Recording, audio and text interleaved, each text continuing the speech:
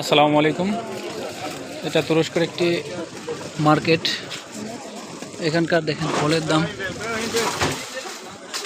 ডালিমগুলো মাত্র 10 লিরা, অর্থাৎ বাংলাদেশি টাকায় 30 টাকা কেজি। এবং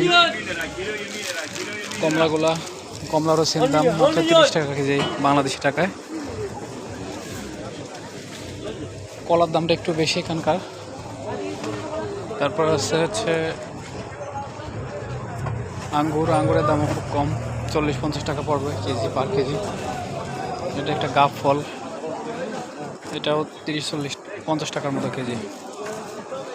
এরপর টমেটো, শসা, অর্থাৎ এখানে যাবতীয় ফল, ফ্রুটস, সবজি সব পাওয়া যায় এখানে। টমেটো, এটা একটা কুমড়ার মতো একটা সবজি। ছোটোবেলা যেমন ছোটো থাকতে যেমন কুমড়া যেমন দেখা যায়, ফুল অঙ্কুরোদ্গম হওয়ার পর থেকে। বেগুন মাত্র 10 টাকা কেজি।